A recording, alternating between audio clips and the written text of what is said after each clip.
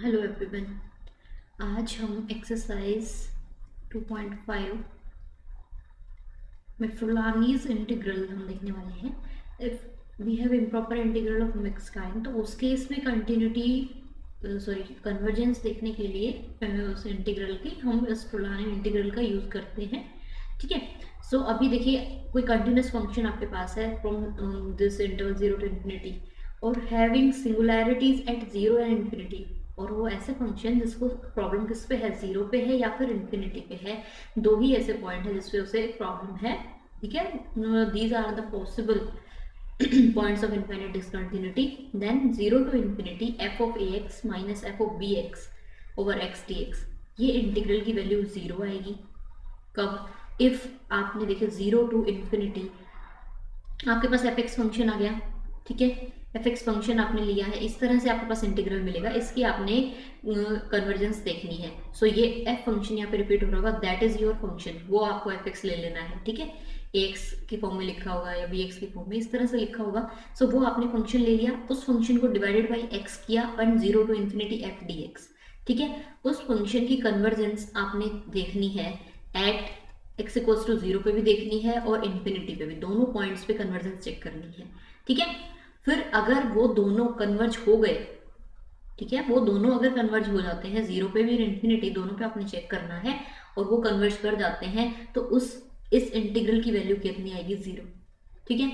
अगर वो सिर्फ 0 पे वो इंटीग्रल कन्वर्ज करता है, कौन सा? दिस इंटीग्रल, इस इंटीग्रल की ही बात करनी है आपने, और वो इंटीग्रल 0 पे सिर्फ कन्वर्ज करता है, तो उसकी वैल्यू आएगी f1 log of a plus b। f1 कैसे मिला है? f1 is limiting value eight ठीक है, 0 पे देखो चेक कर रहे हैं, सिर्फ 0 पे आया है, और f1 जो मिला वो at x equals to infinity पे functional value, that is f1 log of a by b।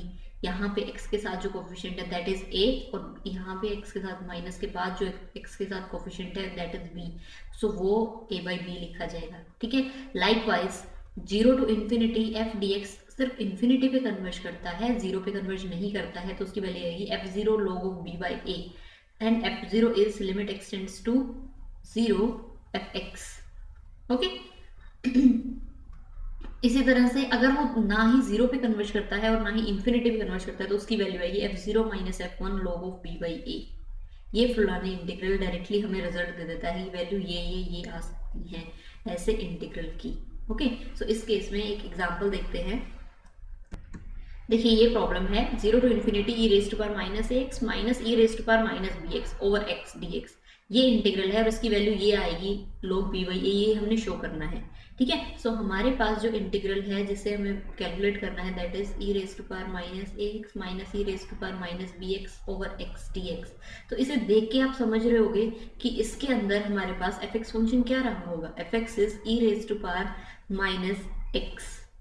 ठीक है। So E raise to power F of A X कितना हो गया, that is E raise to power minus A X, वही ये लिखा हुआ है, this is F of A F of B X. ठीक है, ये बी एक्स लिखा हुआ है।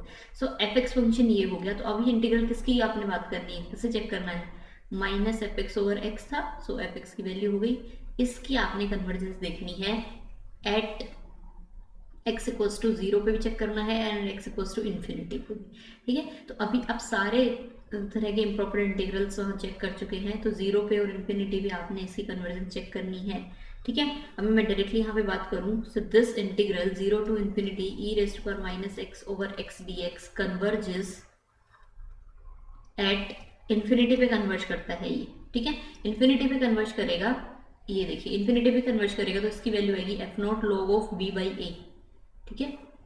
इसकी वैल्यू आएगी, this integral is equals to F not log b by ए। एफ नॉट की value is, F not is limit x tends to 0 e raise to power minus x, that is your F not. Okay, उसकी value 1 हो गई, so ये 1 log of b by ए। Clear? इस तरह से क्वेश्चंस देखने हैं।